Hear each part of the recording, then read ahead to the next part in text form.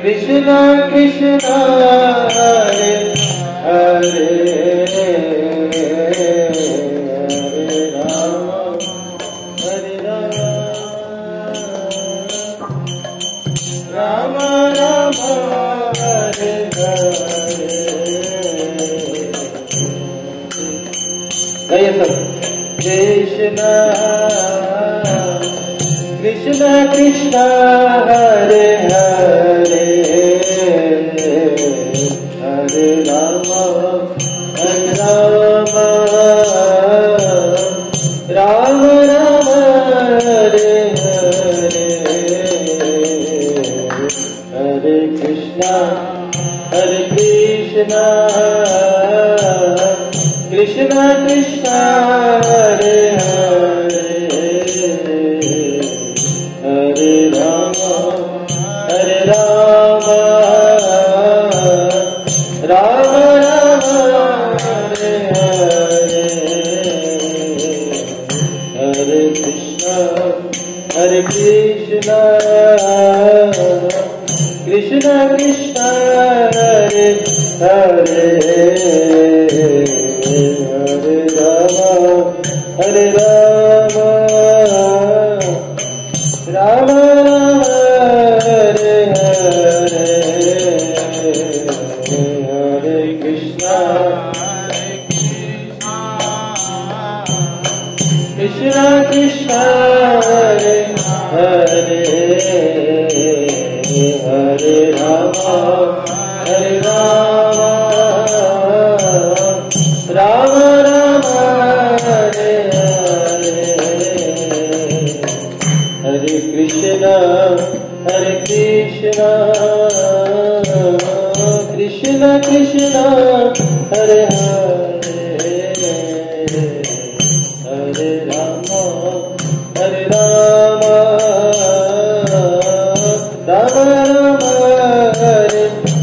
राम राम हरे हरे हरे कृष्णा कृष्णा कृष्णा हरे हरे राम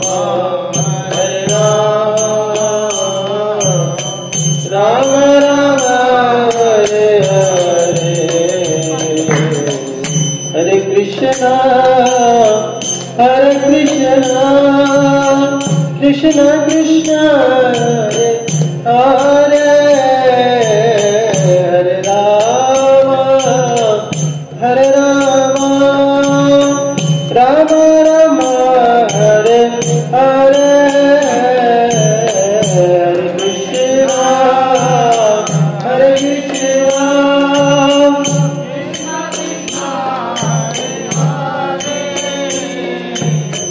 हरे Ram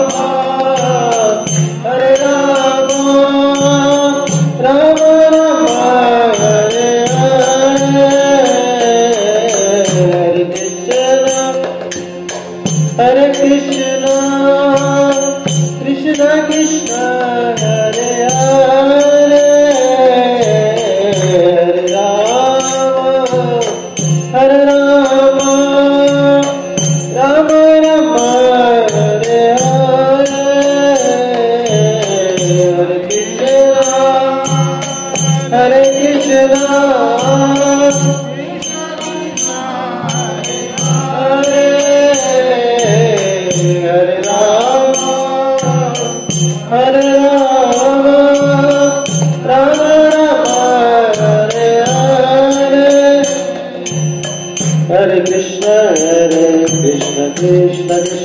Hare Hare Ram Ram Ram Hare Hare Hare Krishna Krishna Krishna Hare Hare Hare Ram Ram Ram Hare Hare Hare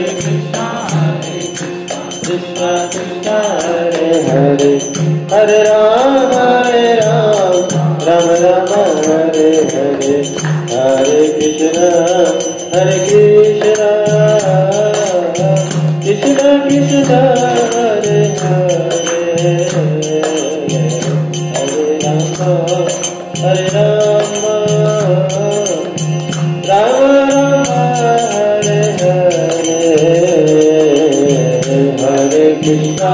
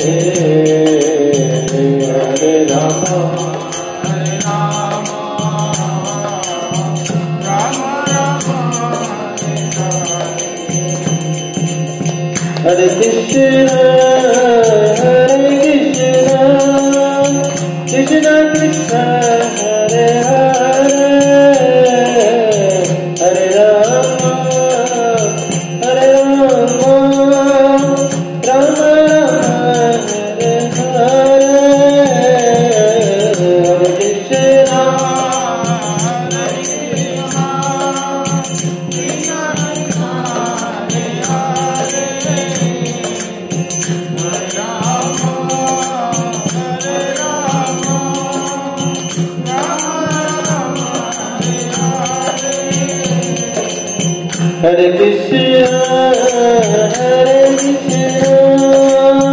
Krishna Krishna, Hare Hare, Hare Rama, Rama Rama, Hare Hare, Hare Krishna, Krishna Krishna, Hare Hare, Hare Krishna,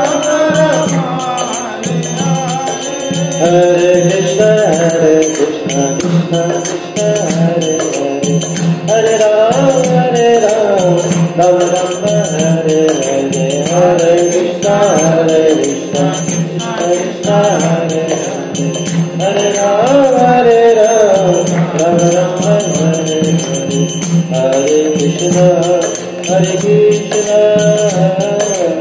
Krishna Krishna, Hare Hare, Hare Rama, Rama Rama, Hare Hare, Hare Krishna, Krishna Krishna, Hare Hare, Hare Rama, Rama Rama, Hare Hare.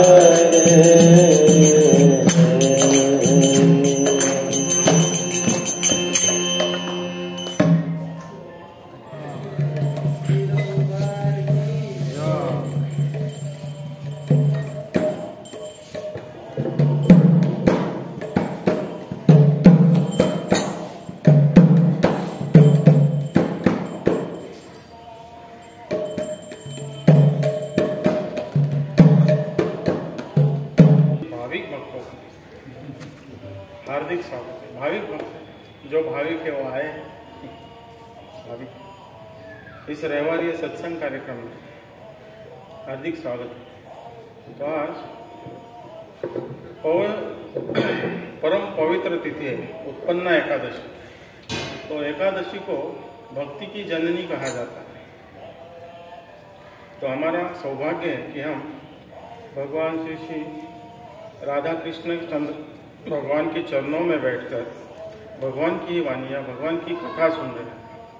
हमारे आचार्य ने जो कहा है, आचार्यों ने जो कहा है उसे हम दोहराएंगे, कोई नई बात तो बताएंगे नहीं। जो भगवान ने कहा है वही आचार्यों ने दोहराया है, जो आचार्यों ने कहा है वही हम कहें। यहाँ तो मन की बात होती नहीं, प्रभुपाद जी ने स्ट्रिक्टली इंफॉर्मेशन दिया है सभी। तो भगवान कहते हैं या फिर जो भगवान कहते हैं, भगवान की जो वाणी है वही है शास्त्र। हम शास्त्र किसे कहेंगे? जो भगवान कहते हैं। भगवान ने कहा अर्जुन से, वही शास्त्र भगवद गीता। तो हम जैसे पतित जीवों के लिए भगवान ने शास्त्र दिए हैं। भगवान ने अनेक लीलाएं की ताकि हम में भगवान के प्रति प्रेम उत्पन्न हो और हमारे जो मनुष्य जीवन का ध्येय है, जो उद्देश्य है मनुष्य जीवन का, उसे हम प्राप्त कर सकें। भगवान ने लीलाएं क्यों की? कि हमें भगवान की लीलाएं में आनंद आए, भगवान से हमें प्रेम हो।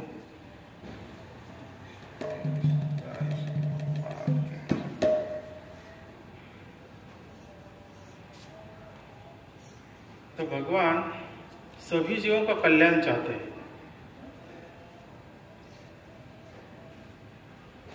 आपको रत्नमाला पता है? रत्नमाला मालूम है?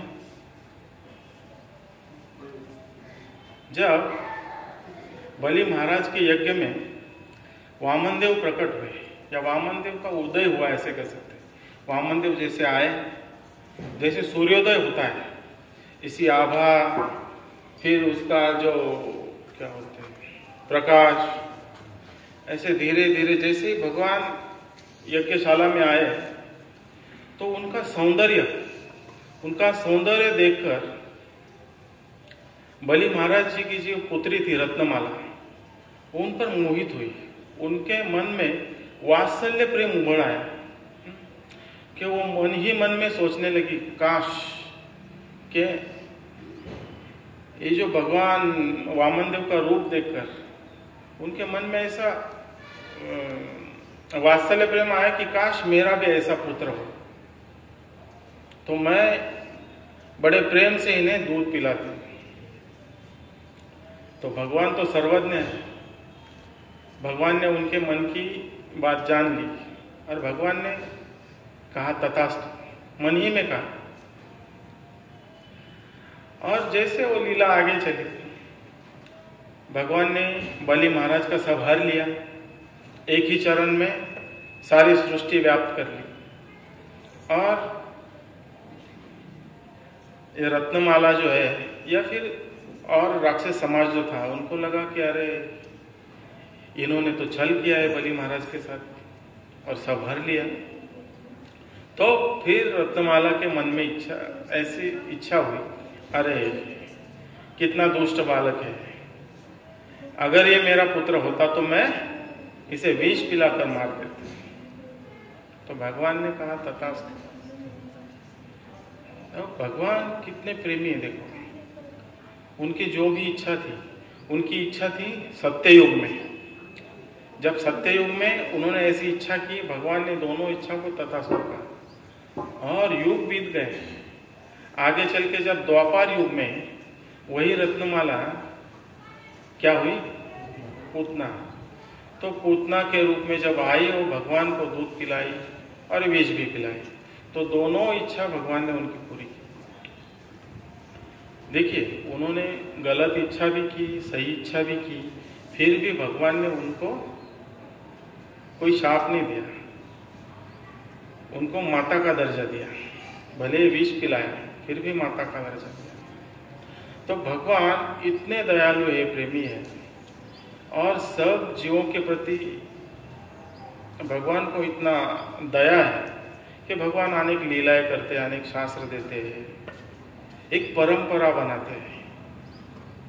भगवान अनेक आचार्यों को भेजते हैं ताकि हम जैसे जीवों के लिए वो कुछ मार्गदर्शन कर सके। तो भगवान ने भगवत गीता दी थी अर्जुन के माध्यम से, और एक परंपरा बनाई ताकि हम उससे जुड़े और सही ज्ञान प्राप्त कर सके। इधर से उधर से कुछ भी सुन के कहीं भटक न जाए, इसलिए भगवान ने शास्त्र दिए, परंपरा दी, आचार्य दिए, भगवत गीता दी। तो भगवत गीता के चौथे अध्याय को दिव्य ज्ञान कहा जाता है, दिव्य ज्ञान। तो भगवान ने इसमें बताया है कि कैसे परंपरा उनसे शुरू होती है और कैसे हमें उसी परंपरा में जुड़ना चाहिए। तो भगवत गीता के चौथे अध्याय के दूसरे श्लोक में भगवान अर्जुन से कहते हैं, एवं परंपरा प्राप्तम इमं राजर्षयो विदुः सकाले नेह महता योगो नष्ट परंतप। हे अर्जुन, इस प्रकार यह परंपरा कि यह परम विज्ञान गुरु परंपरा द्वारा प्राप्त किया गया और राजर्षियों ने इसी विधि से इसे समझा, किंतु यह परंपरा छिन्न हो गई ऐसा लगता है। अतः यह विज्ञान यथारूप में लुप्त हो गया लगता है। तो यह जो लुप्त हो गया लगता विज्ञान है, वह देने के लिए भगवान आए और अर्जुन के माध्यम से हमें बताया। ओम अज्ञानतिमिरान्धस्य ज्ञानाञ्जनशलाकया चक्षुरुन्मीलितं येन तस्मै श्रीगुरवे नमः। नमः ओम विष्णुपादाय कृष्णप्रेष्ठाय भूतले श्रीमते भक्तिवेदांत स्वामिन् इति नामिने। नमस्ते सारस्वते देवे गौरवाणी प्रचारिणे निर्विशेष शून्यवादी पाश्चात्य देशतारिणे।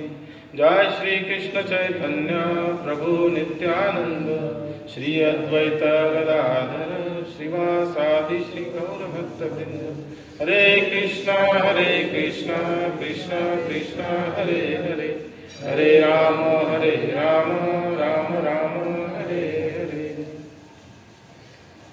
तो इस चौथे अध्याय के पहले ही श्लोक में भगवान अर्जुन से कहते हैं, इमं विवस्वते योगम प्रोक्तावान अहम अव्ययम विवस्वान मनवे प्राहम मनु इक्ष्वा कवे अब्रवे। तो भगवान कहते हैं कि हे अर्जुन, यह भगवत गीता का जो ज्ञान है मैंने सबसे पहले तो सूर्य के देव विवस्वान को दिया। विवस्वान ने अपने पुत्र वैवस्वत मनु को यह ज्ञान दिया। विवस्वान मनवे प्राहम और मनु इक्ष्वाकवे अब्रवीत। फिर मनु ने अपने पुत्र राजा इक्ष्वाकु को यह ज्ञान दिया। फिर भगवान यह दूसरा श्लोक कहते हैं कि मेरे बारे में यह जो ज्ञान है, भगवत गीता जो है ऐसे परंपरा में चलते आ रही है। तो इस तरह से परंपरा में यह ज्ञान प्राप्त किया जाता है। भगवान कहते हैं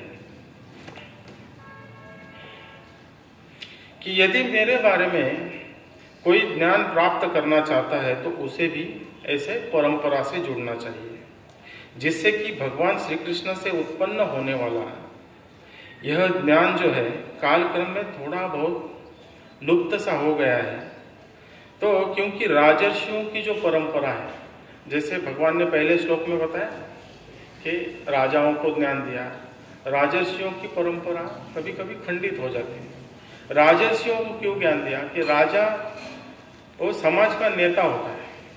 अगर राजा जो करता है तो प्रजा के हित में अगर वो भगवान का ज्ञान अगर दे तो सभी प्रजा में वह आसानी से यह ज्ञान पहुंचा सकता है।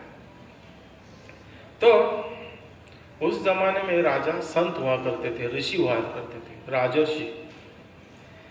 तो जैसे मनु महाराज है या इक्ष्वाकु है, तो ऐसे इनके वंश में आगे सूर्यवंश में आते हैं भगवान रामचंद्र, जो सूर्यवंश है और चंद्रवंश भी है। उसमें भी कितने सारे राजा हुए जो राज ऋषि थे। तो ऐसे राजर्षियों की परंपरा में यह भगवान का ज्ञान चलते आया है। परंतु इसके अलावा भी एक परंपरा चलती है। जैसे भगवान ने कहा ना कि यह ज्ञान लुप्त सा हुआ है। भगवान का ज्ञान पूरी तरह से लुप्त नहीं हो सकता। यह राजर्षियों की परंपरा और एक ऋषियों की, संतों को भी परंपरा रहती है। तो साधुओं की परंपरा है, ऋषियों की परंपरा है, वो कभी लुप्त नहीं होती।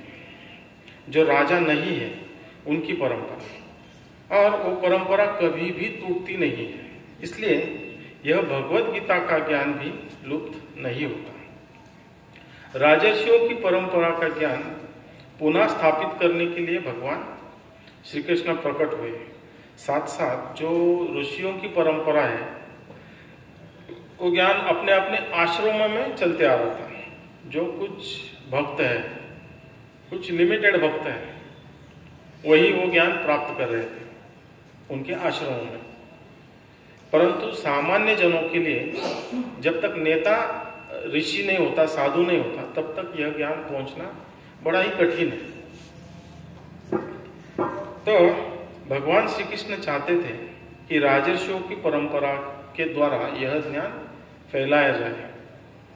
तो दूसरों शब्दों में ऐसे हम समझ सकते हैं कि राजा को कृष्ण भक्त होना चाहिए, या जो नेता है, आज के जो नेता है, राजनेता है, उन्हें कृष्ण भक्त होना चाहिए, तभी वो समाज का भला कर पाएंगे। तो सारी प्रजा भी इस परंपरा से जुड़ जाएगी। यह प्रामाणिक तरीका या प्रामाणिक पद्धति दिव्य ज्ञान या भगवत ज्ञान प्राप्त करने की। परंतु दुर्भाग्यवश ऐसा देखा जाता है कि आधुनिक काल में लोग ऐसी परंपरा में विश्वास नहीं करते और अपने मनमाने ढंग से या कुछ आंधे नेताओं के मार्गदर्शन से ही चलते हैं, या फिर भगवान को अपने मनमाने ढंग से जानने का प्रयास करते हैं, परंतु ऐसा संभव नहीं है। श्रील प्रभुपाद उदाहरण देते थे कि एक छोटी कहानी बताते थे कि एक, सभी जानते हो कहानी के, एक बार 6 अंधे मित्र थे, अंधे व्यक्ति थे जो अपने आपस में मित्र थे। तो ऐसे देखा जाए तो ज़्यादातर समाज में सभी अंधे ही, किसी के शारीरिक अपंगत्व की हम व्यंग नहीं करना चाहते, देखा जाए तो सभी आध्यात्मिक दृष्टि से अंधे ही है। तो ये 6 मित्र थे, आपस में 6 व्यक्ति थे, अंधे थे। तो एक बार उन्होंने सुना कि एक हाथी नाम का प्राणी जो होता है वो बहुत बड़ा होता है। उनके गांव में हाथी लेके कोई आया था। तो उन्होंने सोचा कि चलो हम भी जाकर जान लेते हैं कि हाथी कैसा होता है। तो यह मित्र उस हाथी के पास गए और एक अंधा जो मित्र था उसने जाकर हाथी के सूंड जो है उसको टटोला और यह निष्कर्ष निकाला, अनुमान निकाला कि अरे हाँ, हाथी जो है एक सांप के जैसे होता है। दूसरा जो मित्र था उसने हाथी की पूंछ को टटोला, हाथी की पूंछ पकड़ ली और बोला कि अरे हाथी तो एक रस्सी जैसा होता है। तो उसने अनुमान लगाया हाथी क्या है, एक रस्सी के समान है। फिर तीसरा जो अंधा व्यक्ति था वो आया और हाथी के पैर को टटोलने लगा, हाथी के पैर को उसने स्पर्श किया और उसने अनुमान लगाया कि अरे नहीं, तुम दोनों गलत कह रहे हो, हाथी जो है एक पेड़ के समान है। और जो हाथी और एक जो चौथा मित्र था वो हाथी के ऊपर चढ़ गया और उसने हाथी के कान को पकड़ लिया और कहने लगा कि अरे नहीं, हाथी जो है एक पंखे के समान है और वो हाथी क्या करता है, हवा देता है। ये रहा उसका अपना अनुमान। और एक जो मित्र था वो हाथी के नीचे गया और पेट को टटोलने लगा और जानने की कोशिश करने लगा कि हाथी कैसा होता है, क्या है हाथी। तो वो इस निष्कर्ष के ऊपर पहुंचा कि हाथी जो है एक ढोलक के समान है। तो ये सारे जो आंधे मित्र थे उन्होंने अपने अपनी तरह से इस हाथी को जानने का प्रयास किया। तो क्या वो हाथी को जान पाए या उन्होंने जो कहा वो सही था? सही तो नहीं था, लेकिन गलत भी नहीं था। उन्होंने जो वर्णन किया वो वास्तव में हाथी का ही वर्णन था, बराबर। उन्होंने हाथी को ही टटोला, हाथी का ही वर्णन किया, हाथी के अलावा और किसी चीज का वर्णन नहीं किया उन्होंने। परंतु क्या हुआ, क्योंकि उनकी दृष्टि सही नहीं थी, तो संपूर्ण हाथी कैसा है उसको वो समझ नहीं पाए। तो अपने अनुभव, अपनी सीमित इंद्रिया और उनके स्पर्श के माध्यम से जो समझ उत्पन्न होती है उसके आधार पर वो अपने निष्कर्ष के ऊपर पहुंचे, जो गलत तो नहीं था परंतु अपूर्ण था, बराबर है, अपूर्ण था। और यदि वो ऐसा कहते कि हाथी का पैर एक पेड़ के समान होता है या हाथी की पूंछ एक रस्सी के समान होती है, अगर वो ऐसा कहते तो वो सही था। परंतु हाथी की सूंड सांप के समान है, परंतु हाथी बहुत बड़ा है। लेकिन उस आदमी ने केवल कहा कि हाथी एक पेड़ के समान है, या दूसरे ने कहा हाथी सांप के जैसा है। तो ऐसे उन्होंने हाथी को समझने में गलती कर दी। ठीक उसी तरह से परम सत्य भगवान को समझने के लिए लोग क्या करते हैं, अपूर्ण इंद्रिया, अपनी जो अपूर्ण इंद्रिया है उसके माध्यम से प्रयोग करना चाहते हैं और भौतिक ज्ञान से, अपने मानसिक चिंतन से जानना चाहते हैं कि परम सत्य कैसा होता है, यह सृष्टि कैसी है, या सृष्टि की उत्पत्ति कैसे हुई। और तो ऐसे सब प्रश्नों के उत्तर अपने मनमाने ढंग से वो आविष्कार करना चाहते हैं, परंतु ऐसा संभव नहीं है। जैसे श्रील भक्ति सिद्धांत सरस्वती ठाकुर एक कहानी बताते थे। एक बार एक बहुत बड़ा जमींदार व्यक्ति था, बड़ा ही धनी व्यक्ति था, बड़ा धनी था। तो साजिक है कि उसके पास अनेक मित्र थे जो चापलूसी करते थे उसकी, या फिर कुछ अपेक्षा रख के उसके पास जमा होते थे। तो ऐसे ही रात्रि में संध्या के समय में वो गपशप मारने बैठ गए। तो सभी उसके चाहने वाले या कुछ उससे कुछ चाहने वाले वो लोग बैठे थे उसके साथ में। तो उसने कहा, वो देखो अमावस्या की रात्रि थी, खाना पीना खा के गपशप मार के बैठे थे। तो अमावस्या की रात्रि थी और उसने ऐसे ही कहा कि अरे मैं सूरज को देखना चाहता हूँ। तो जिनको उसके पास से कुछ अपेक्षा थी, बड़ा धनी व्यक्ति था, चापलूसी करते थे, तो उसमें से एक ने कहा, जी हुजूर देख सकते हैं। हालांकि उन्होंने मन में सोचा कि अरे कैसे संभव है, कैसा मूर्ख जैसी बात कर रहे हैं, एक तो अमावस्या है, रात को सूरज कहाँ से दिखेगा। लेकिन उसको नाराज भी नहीं कर सकते ना। तो उन्होंने कहा, जी हुजूर देख सकते हैं। तो उसने कुछ ऐसा दिमाग लगाया, अंदर गया, एक मोमबत्ती लेकर आया और ऐसे आकाश में मोमबत्ती उठाकर देखने लगा कि अरे कहीं सूरज दिखता है। तो दूसरे ने कहा, अरे ऐसे थोड़ी संभव है, एक मोमबत्ती से क्या होगा। वो 4-5 दिए, 10-12 दिए लेके आए और आसमान की ओर ऐसे देखने लगे, क्या ये संभव है। परंतु उनमें कुछ एक वैज्ञानिक विचार वाला एक बुद्धिमान व्यक्ति था। उसने कहा, अरे दीप से थोड़ी दिखेगा। वो बड़े सनगन लेके आए, वैज्ञानिक था ना, वैज्ञानिक जिज्ञासा वाला था। तो बड़े सनगन वगैरह जो रहते हैं ना, ऐसे बड़े दिए लेके आया और कुछ बड़े बड़े ये लगाए, शीशे लगाए, उसके ऊपर प्रकाश डाला और सबकी दिशा आसमान की ओर कर दी। बहुत बड़े दीप, बहुत बड़ा प्रकाश आसमान की ओर। क्या फिर भी ये संभव है। उसमें एक बेचारा, आप जैसे भक्त हैं ऐसा एक व्यक्ति था। उसको पता था कि उसके मन में ऐसा कुछ नहीं था कि इससे कुछ चाहिए हमें। वो चापलूसी करने वाला नहीं था, भक्त था। तो उसने कहा, ये बड़ी मूर्खतापूर्ण बात है।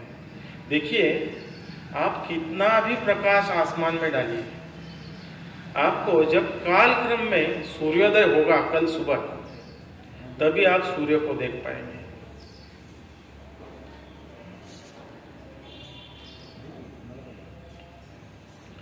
तो श्रील भक्ति सिद्धांत सरस्वती ठाकुर इस उदाहरण से बताना चाहते हैं कि अपने भौतिक बुद्धि, भौतिक प्रयासों, भौतिक उपायों या फिर मानसिक चिंतन से, वैज्ञानिक संशोधन से आदि से भगवान को जानने का प्रयास करना, यह ऐसे है जैसे कि व्यक्ति रात को आसमान में प्रकाश डालकर सूर्य को देखना चाहता है। तो ये कभी संभव नहीं है। तो जो व्यक्ति केवल भौतिक प्रयास से भगवान को जानना चाहेगा, कभी भी सफलता को प्राप्त नहीं कर पाएगा। जैसे एक व्यक्ति, तो ऐसे भक्ति सिद्धांत सरस्वती ठाकुर प्रभुपाद अपने लीलामृत में अनेक कहानी बताए कि भक्ति सिद्धांत सरस्वती ठाकुर कैसे अनेक छोटे छोटे उदाहरणों से समझाया करते थे। तो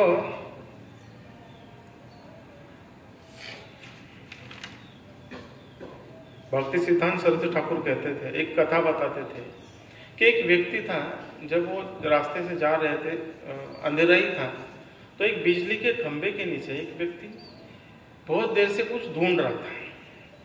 तो न रहकर कुछ भक्तों ने उन्हें पूछा कि अरे भाई, आप क्या ढूंढ रहे हो? तो वो व्यक्ति बोला कि मेरा चाबी गुम गया है और मैं उससे ढूंढ रहा हूँ बड़ी देर से, बड़े करीब करीब घंटा 1.5 घंटे से वो ढूंढ रहा था चाबी, वो बिजली के खंभे के नीचे जो प्रकाश था थोड़ा बहुत। तो एक भक्त ने उनसे कहा कि अरे आपका चाबी, आपको कुछ अंदाजा रहेगा ना कि कहाँ गिरा है? तो उसने कहा कि मैं उधर से आ रहा था, शायद उस साइड गिरा है। तो भक्त ने कहा अरे चाबी आपका उधर गिरा है और आप ढूंढ रहे हैं यहाँ। तो उसने कहा वहां कैसे ढूंढ सकता हूं, वहां तो अंधेरा है, यहाँ उजाला है ना, तो उजाले में चाबी ढूंढ रहा है। तो इस तरह से ये जो भौतिकतावादी लोग हैं, जो मायावादी लोग हैं, वो इस तरह से भगवान को ढूंढने का प्रयास करते हैं कि वो भगवान के अस्तित्व को स्वीकार ही नहीं करते, भगवान को निराकार मानते हैं और ऐसे बेहुदा ढंग से प्रयास करते हैं भगवान को ढूंढने का। तो उनका प्रयास ऐसे विफल हो जाता है। तो भगवान ने, इसीलिए भगवान श्री कृष्ण ने कहा है कि एक ज्ञान शास्त्र से स्वीकार करो या इस परंपरा से स्वीकार करो जो परंपरा उनसे शुरू होती है, भगवान से जो परंपरा शुरू होती है उसी में यह ज्ञान स्वीकार करना चाहिए। तो श्रीमद् भागवत गीता जैसे शास्त्र है, शास्त्र अर्थात भगवान की वाणी, ज्ञान प्राप्त करने के लिए सबसे अधिकृत और सही रास्ता है। ऐसा ज्ञान जो कभी गलत नहीं हो सकता, जो हमें गुमराह नहीं करेगा। वैसे तो इस दुनिया में हम अनेक तरीकों से ज्ञान प्राप्त करते हैं, ज्ञान प्राप्त करने के अनेक तरीके हैं। उसमें से एक है प्रत्यक्ष प्रमाण। जब हम अपने दृष्टि से देखते हैं, इंद्रिय से स्पर्श करते हैं, कानों से सुनते हैं या अनुभव करते हैं, स्पर्श करके या सुन के या देख के, तो उसे कहा जाता है प्रत्यक्ष प्रमाण। और दूसरा है अनुमान प्रमाण। हमारे इंद्रियों के आधार पर हम कुछ सुनते हैं, देखते हैं और फिर कोई अनुमान लगाते हैं कि कुछ बातें सुन के अनुमान लगाते हैं, अरे हाँ ऐसे होना चाहिए। तो यह दोनों पद्धति जो है, प्रत्यक्ष प्रमाण और अनुमान प्रमाण, उसका अपने अपनी जगह पर एक स्थान है। हम भक्त भी हैं तो हमें इस पद्धति, हम भौतिक जगत में हैं तो हम इस पद्धति का अनुसरण करेंगे, परंतु भगवत ज्ञान प्राप्त करने के लिए ये दोनों पद्धति श्रेष्ठ नहीं है। हमें शास्त्रों पे ही विश्वास रखना पड़ेगा।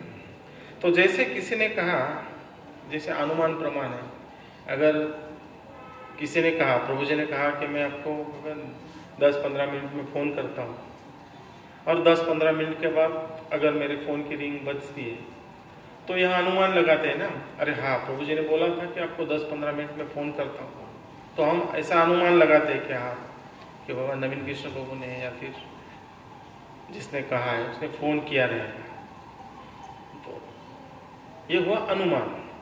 परंतु ऐसा भी हो सकता है कि कोई तीसरे व्यक्ति ने फ़ोन किया हो, तो हम पूरी तरह से इस अनुमान के ऊपर डिपेंड नहीं रह सकते।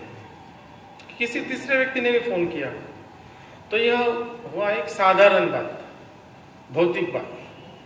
तो इस अनुमान प्रमाण पे हम भगवान को जान नहीं सकते, बिल्कुल नहीं जान सकते। तो वैसे ही है प्रत्यक्ष प्रमाण। हम कोई वस्तु प्रत्यक्ष देखते हैं, प्रत्यक्ष स्पर्श करते हैं, उसका स्वाद लेते हैं, प्रत्यक्ष अनुभव करते हैं, फिर भी हम कभी कभी गलत निष्कर्ष पर पहुंचते हैं। देखिए, अगर किसी को कावीळ होता है, कावीळ पीलिया रोग होता है, तो उसका उपाय है गन्ने का जूस, ऊसाचा रस त्याच्यावरचा उपाय है। तो पीलिया जिसे हुआ है उसे अगर गन्ने का जूस पीने को दिया जाए तो उसे वो कड़वा लगता है। देखिए, वो प्रत्यक्ष वो जूस पी रहा है, अनुभव कर रहा है, उसका स्वाद ले रहा है, परंतु उसका निष्कर्ष क्या निकलेगा, अरे ये तो गन्ने का जूस जो है वो कड़वा होता है, बराबर है। तो यह है प्रत्यक्ष प्रमाण। या फिर ऐसे देखो कि कांच का ग्लास है, कांच का ग्लास में पूरा पानी भरो, थोड़ा आधा पानी भरेंगे, आधे से थोड़ा ज्यादा पानी भरेंगे और उसमें चम्मच डालेंगे, तो हम बाहर से अगर देखते हैं तो चम्मच टेढ़ा दिखता है या फिर टूटा हुआ दिखता है। हम प्रत्यक्ष अपने आंखों से देख रहे हैं, परंतु गलत निष्कर्ष पर पहुंच रहे हैं कि अरे चम्मच टूटा है या टेढ़ा है। एक्चुअल में वैसा नहीं है। तो आजकल कुछ हंसी मजाक में महाराज कहते थे कि अरे तेरे चेहरे में मुझे चांद दिखाई देता है गाने में है ना, लेकिन एक्चुअल में जब चांद से शादी होता है तब पता चलता है कि चांद है, सूरज है, क्या है। तो प्रत्यक्ष प्रमाण और अनुमान प्रमाण ये जो है ये अपनी अपनी जगह पे ज्ञान देते हैं, परंतु भगवत ज्ञान हम इसके आधार पर प्राप्त नहीं कर सकते, इसके ऊपर पूर्णतः डिपेंड नहीं रह सकते। इसके लिए हमें भगवान ने दिए जो शास्त्र है, जो परंपरा में हम शास्त्र पढ़ते हैं आचार्यों से, उसी पर हम विश्वास कर सकते हैं।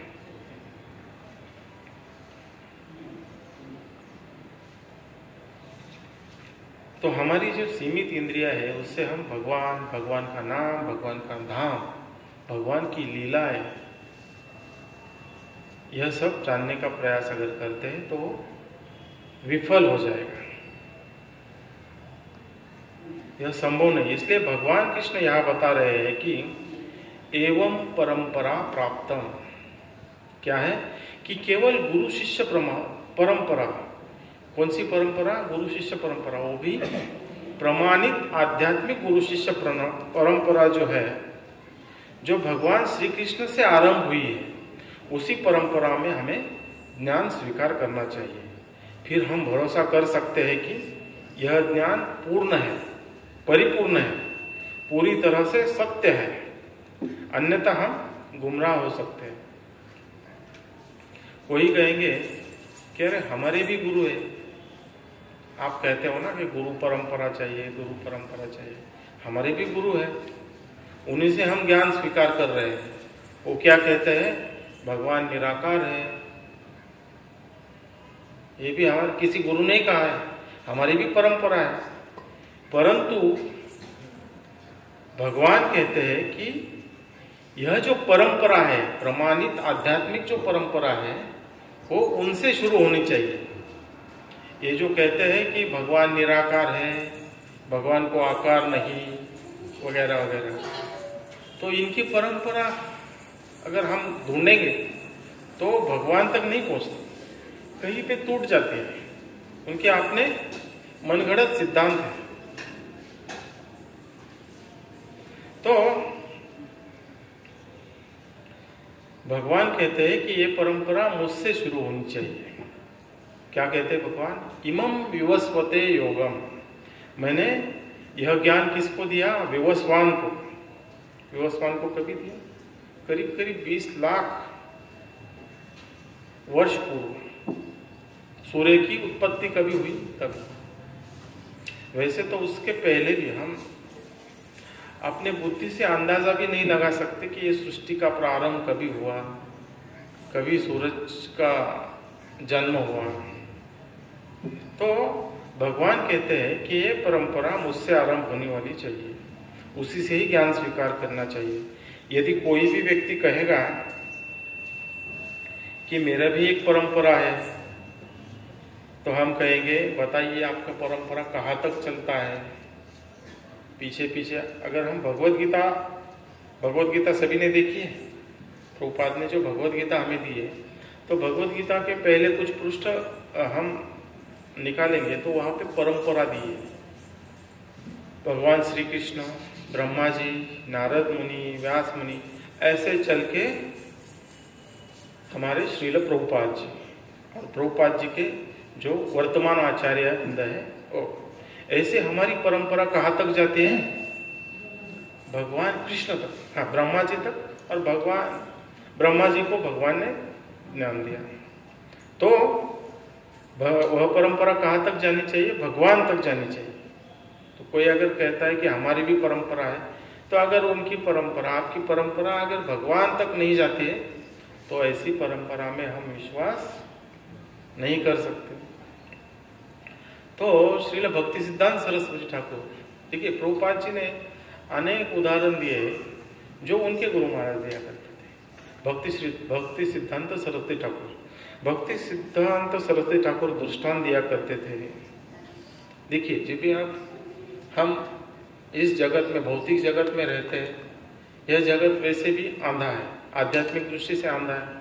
तो आंधे व्यक्तियों की बात अगर चल रही है, तो ऐसे एक उदाहरण है, एक आंधा व्यक्ति था, अपने ससुर के घर जाना चाहता था, सासरवाडीला जायचं होतं त्याला, आंधळा होता बेचारा। तो उसने क्या किया, सब तैयारी कर ली, सज धज के निकला घर से। बेचारा आंधा था, नया गांव था, तो गया, तो गांव के नजदीक करीब करीब गांव में पहुंच ही गया था, परंतु उसमें उसको ये समझ नहीं आ रहा था कि अरे कहाँ जाए, दाएं जाए, बाएं जाए या सीधे जाए। तो उसने एक आवाज लगाई कि अरे कोई है भाई, कोई है। तो वहां पे एक गुराखी था, गुराखी ग्वाल बाल था, जो गैया चरा रहा था, माळरान होतं, तिथे एक गुराखी गाया चारत होती। तो उसने कहा कि हाँ हाँ है मैं। तो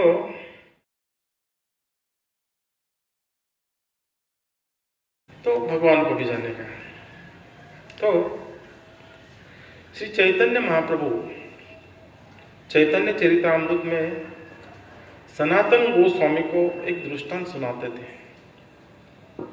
वो दृष्टांत सुनाते हुए क्या कहते हैं कि इसके आगे का स्तर, यह जो दृष्टांत प्रभुपाद ने हमें सीधी भाषा में जो समझाया, तो चैतन्य महाप्रभु ने यही दृष्टांत सनातन गोस्वामी से कहा।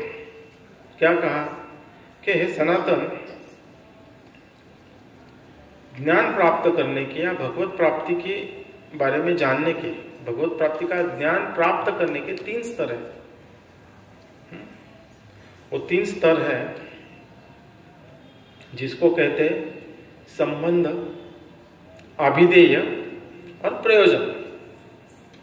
संबंध अर्थात यह जान लेना कि मैं कौन हूं, बराबर। इसका ज्ञान जब हमें होता है तो हम क्या करेंगे, हमें यह समझ आएगा कि हम श्री कृष्ण के दास हैं, बराबर। मैं आत्मा हूं, भगवान परमात्मा है, आत्मा का कर्तव्य है कि भगवान की सेवा करे। तो यह ज्ञान हुआ ना, कि संबंध ज्ञान हुआ। उसके बाद संबंध ज्ञान होने के बाद क्या होता है कि वह हमें ज्ञान होता है कि मैं कौन हूं और मेरा कर्तव्य क्या है। क्या है मेरा कर्तव्य? मैं भगवान श्री कृष्ण का दास हूं। फिर वो आ गया अभिधेय के स्तर पर, मैं भगवान का दास हूं। यह ज्ञान होना यानी कि अभिधेय। अब हमें समझ में आता है कि संबंध के अनुसार भगवान की सेवा करनी चाहिए, भगवान की भक्ति करनी चाहिए। फिर ऐसी भक्ति करने का फल क्या है, क्या फल मिलेगा? वो है प्रयोजन। फल क्या मिलेगा? प्रयोजन। प्रयोजन यानी कि भगवान की प्राप्ति, भगवत प्रेम की प्राप्ति। संबंध, मैं कौन हूं? अभिधेय, मैं भगवान की दास हूं। और प्रयोजन, भगवत प्रेम की प्राप्ति। तो चैतन्य महाप्रभु सनातन गोस्वामी से इस तरह कह रहे हैं। फिर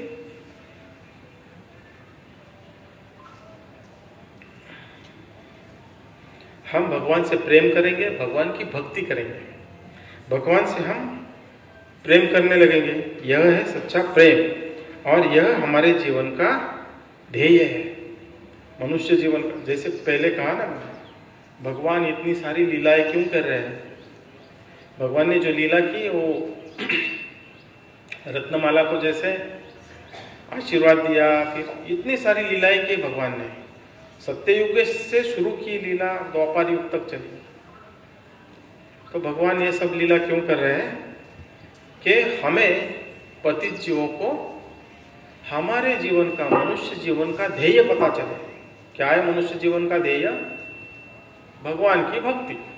जब तक भक्ति नहीं करेंगे इस दुख रूपी संसार में हम बस फिरते रहेंगे 84 लाख की योनियों में।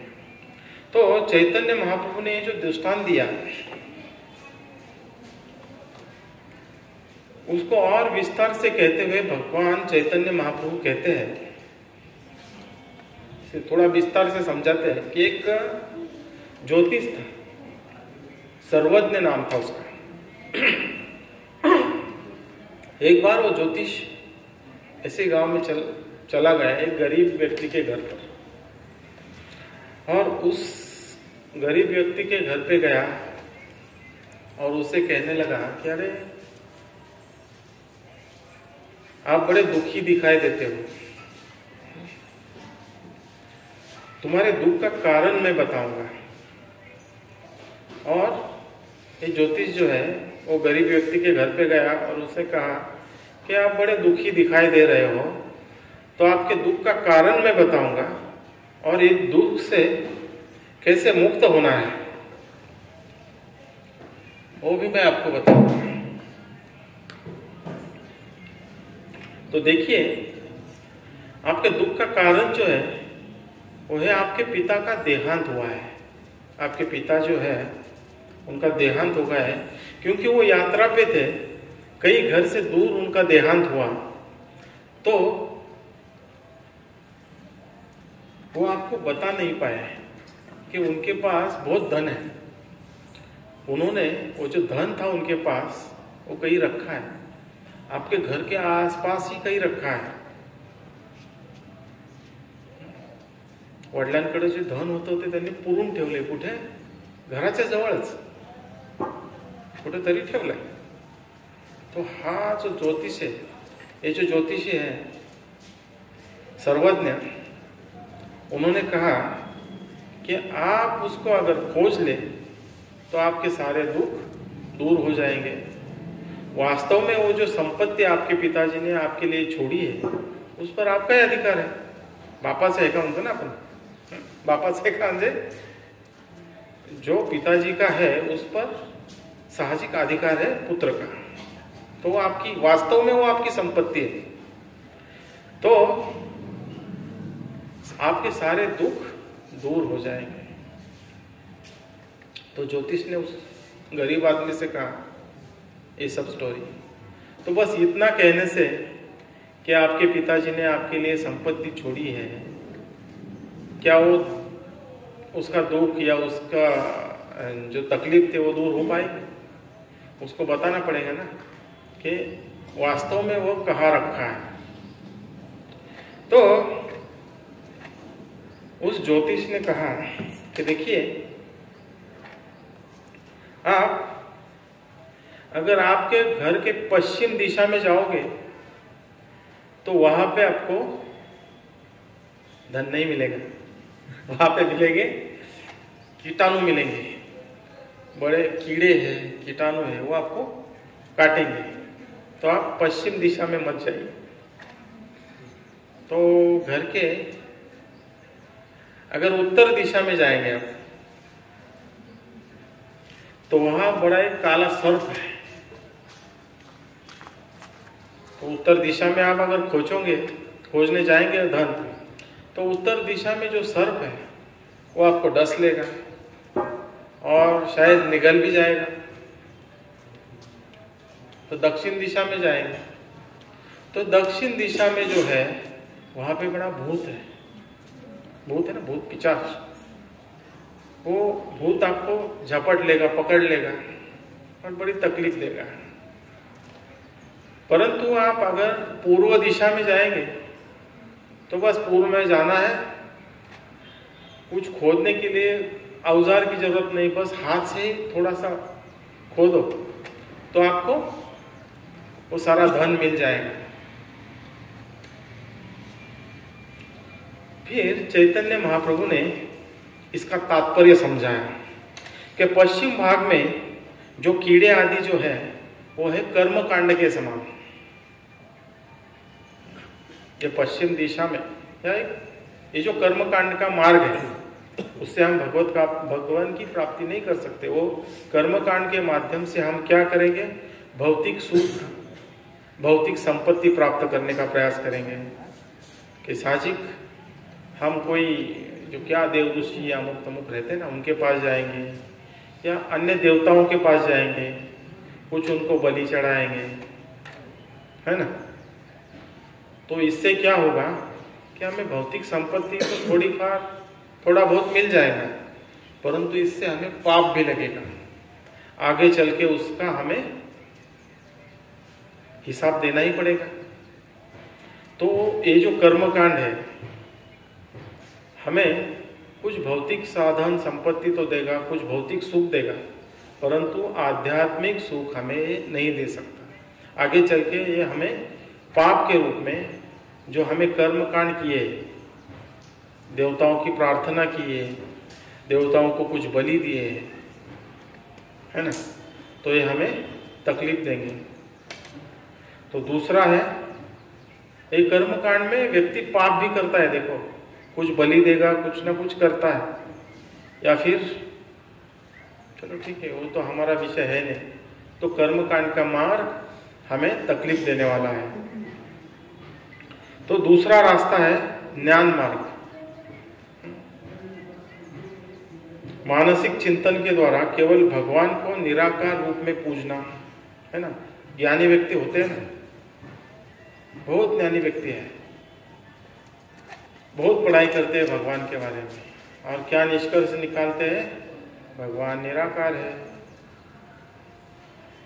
तो भगवान निराकार परमात्मा रूप में जो हृदय में स्थित है उसी के बारे में चिंतन करते हैं। जैसे किसी के ऊपर भूत सवार होता है, भूत ने झपटले, भूतासारखं ते प्रयत्न करत राहतं, भूताने झपटले की जसं ते येड्यासारखं करत राहतं, इकडं फिर तिकडं फिर, बहुत कष्ट करता है। लेकिन इस मार्ग से, ज्ञान मार्ग से भगवत प्राप्ति संभव नहीं है। तीसरा जो दिशा है उत्तर दिशा, वहां पे क्या कहा चैतन्य महाप्रभु ने कि वहां काला सांप बैठा है जो आपको डसेगा और निगल भी लेगा। तो कुछ योगी ऐसे होते हैं जो अष्टांग मार्ग का उपयोग करते हैं, सिद्धि तो प्राप्त कर लेते हैं, सिद्धि प्राप्त करते हैं, सब प्राप्त करते हैं, लेकिन भगवत प्राप्ति यानी कि ब्रह्म ज्योति में जाएंगे, परंतु भगवत गीता में भगवान कहते हैं ना, अगर आप प्रयास करके ब्रह्म ज्योति तक भी पहुंचे तो भी आपको एक बार फिर से भौतिक सृष्टि में आना ही पड़ेगा।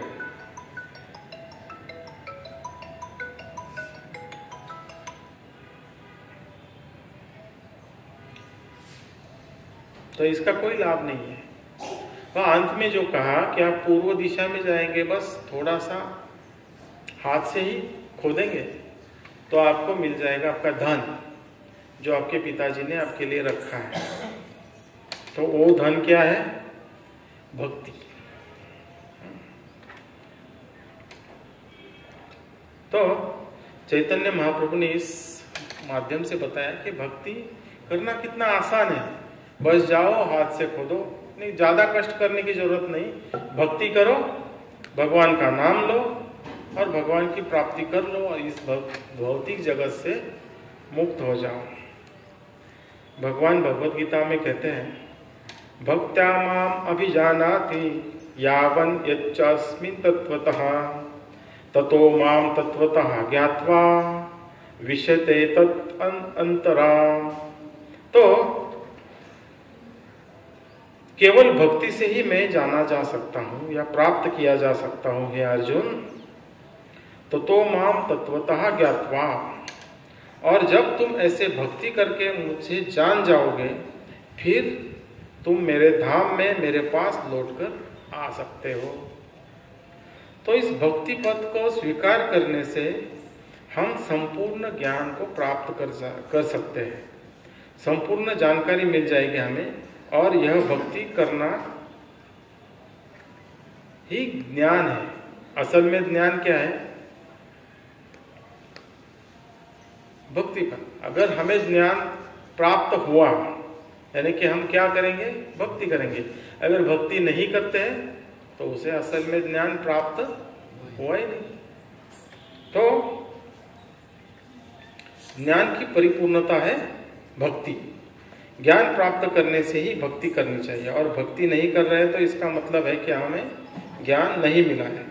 अहम सर्वस्य प्रभो, भगवान कहते हैं अहम सर्वस्य प्रभो मत्ता सर्व प्रवर्तते इति मत्वा भजन्ते माम बुधा भाव। बुधा भाव समन्विता। श्री कृष्ण भगवान भगवद गीता में कहते हैं कि बुधा भाव, जो यह जानता है कि यह सब सृष्टि, आध्यात्मिक सृष्टि, भौतिक सृष्टि सब भगवान से ही उत्पन्न होती है और इस सब का उद्गम भगवान है।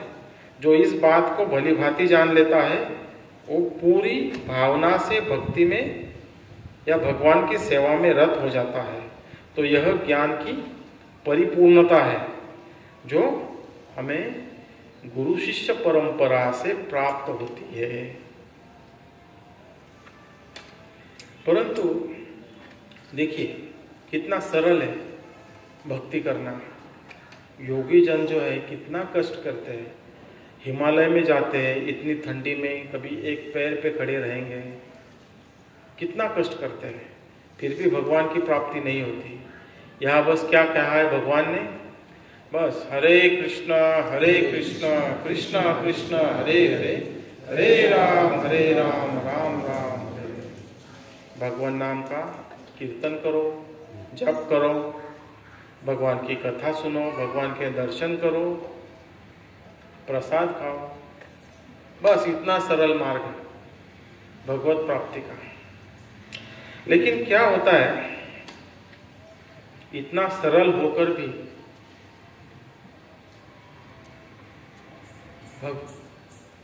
ज्यादातर लोग इस मार्ग को अवलंबन नहीं करते। बराबर है ना? कितने लोग हैं जो भक्ति करना चाहते हैं? बहुत कम है। तो लोग गुमराह हो जाते हैं कि अरे एवढं सोपं थोडी आहे भगवंतांची प्राप्ती। लोक अनेक जन्म घालवतात तेव्हा त्यांना मुक्ती मिळते। मुक्ती म्हणजे भगवंतांची प्राप्ती झाली असं नाही, अनेक जन्मों के बाद मुक्ति प्राप्त करते हैं। तो भगवान की भक्ति, भगवान की प्राप्ति इतनी सरल थोड़ी होती, क्योंकि लोग टेढ़े होते हैं, इसलिए सरल बात को सरल नहीं समझते। देखिए हरिदास ठाकुर नाम के एक बहुत बड़े आचार्य होकर गए।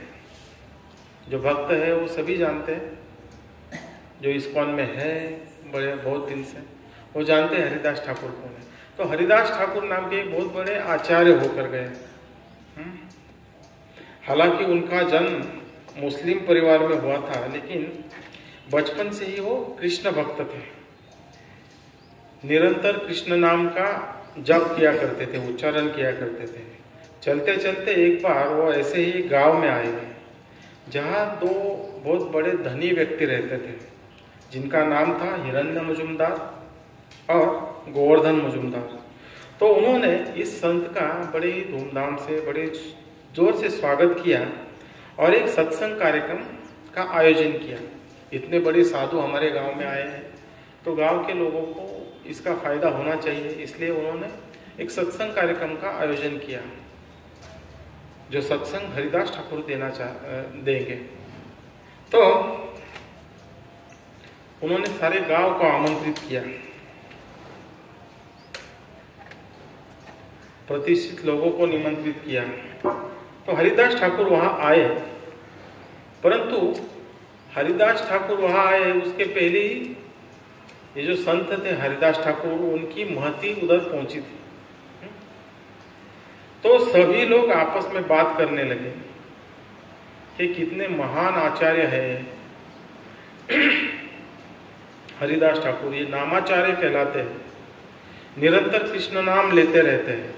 तो किसी ने कहा कि कृष्ण नाम, इसकी महिमा तो अपार है, कृष्ण नाम लेने से हमारी सारी दुख दूर हो जाएंगे, हमें सारी अच्छी चीज़ें मिल जाती हैं। किसी ने कहा कृष्ण नाम लेने से हम सारे पापों से मुक्त हो जाते हैं। तो किसी ने कहा हम नरक से भी मुक्त हो जाएंगे कृष्ण नाम से। तो किसी ने कहा कृष्ण नाम लेने से हम जन्म मृत्यु के चक्र से हम मुक्त हो जाएंगे। ऐसे लोग आपस में विचार विमर्श कर रहे थे। तो हरिदास ठाकुर ने कहा कृष्ण नाम लेने का सही जो उद्देश्य है या सही प्रयोजन जो है, सही लाभ क्या है कृष्ण नाम का, केवल यह नहीं कि हम पापों से मुक्त हो जाएंगे या अच्छी अच्छी चीजें हमें मिलेंगी, यह तो स्वाभाविक है, परंतु कृष्ण नाम लेने का सही उद्देश्य है कृष्ण प्रेम की प्राप्ति। जिस तरह सूर्योदय होने से पहले ही, देखिए सूर्योदय जब होता है, अभी सूर्य ऊपर नहीं आया है, सूर्योदय होने वाला है, तभी अंधकार दूर हो जाता है ना। तो कृष्ण नाम लेने से, जो कृष्ण नाम का आभास मात्र से ही ये सारी चीजें हमें मिल जाएंगी, अच्छी चीजें मिलेंगी, हम पापों से मुक्त हो जाएंगे, जन्म मृत्यु के चक्कर से हम मुक्त हो जाएंगे, मुक्ति प्राप्त कर लेंगे। यह तो केवल नाम के आभास मात्र से ही मिल जाएगा, परंतु जब पूरी तरह से कृष्ण नाम उदित हो जाएगा तो उसका फल क्या मिलेगा? भगवत प्रेम की प्राप्ति, हमें भक्ति मिलेगी, भगवत प्रेम मिलेगा। हम भगवत धाम जाएंगे जहां भगवान की लीला में हमें सहभाग लेने का चांस मिलेगा।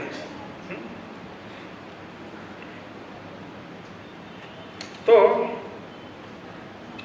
जब हरिदास ठाकुर जी ने ऐसे कहा कि भगवान नाम से हम मुक्त हो जाएंगे, भगवत नाम से हम भगवत प्रेम प्राप्त करेंगे, तो वहाँ पे एक उच्च कुल में उत्पन्न व्यक्ति था, ज्ञानी व्यक्ति था, उसको अपने ज्ञान पर, अपने उच्च कुल के ऊपर बड़ा ही अभिमान था। उसका नाम था गोपाल चक्रवर्ती। तो उसने साहजिक कहा कि अरे ऐसे थोड़ी होता है, इतने साधु है, इतने मुनि है, इतने क्या बोलते हैं, अनेक जन्मों से लोग तपस्या कर रहे हैं, तो उनको भी मुक्ति नहीं मिल पाई, मुक्ति मिलना इतना कठिन है, तो आप तो कहते हैं मुक्ति तो यूं ही मिल जाएंगी, आभास मात्र से, नाम के आभास मात्र से मुक्ति मिलती है। और मनुष्य जीवन का सही उद्देश्य है या फिर भगवान नाम का सही जो उद्देश्य है वो मिल जाएगा आपको, कृष्ण प्रेम। तो ये हमें गुमराह कर रहे हैं, ये जो हरिदास ठाकुर है ये भोले भाले भक्तों को गुमराह कर रहे हैं। अगर ऐसे नहीं हो पाया तो इनकी नाक कटकर गिर जाएगी। ऐसे अनाप शनाप बककर वो खड़ा हो गया। तो ये जो थे हिरण्य मुजुमदार और गोवर्धन, यही मार्ग है प्रामाणिक आध्यात्मिक गुरु परंपरा से जुड़ना और हरे कृष्ण महामंत्र का जप करना। तो हमें क्या करना चाहिए? जो नए भक्त है, जो और भक्त है, उसे इस परंपरा में जुड़ने के लिए सहाय करना चाहिए। हर संडे सत्संग कार्यक्रम में आना चाहिए और भगवत प्रेम प्राप्ति हमें भी हो जाए, जैसे हमें आचार्यों ने मार्गदर्शन किया है। इस परंपरा से जुड़ना चाहिए और हरे कृष्ण कृष्ण कृष्ण हरे हरे, हरे राम राम राम हरे हरे रोज जप करना चाहिए। हमारे गुरु महाराज आज कह रहे थे कि उनका तबीयत खराब है, फिर भी हर रोज झूम जपा सेशन लेते हैं। तो महाराज कुछ थोड़ा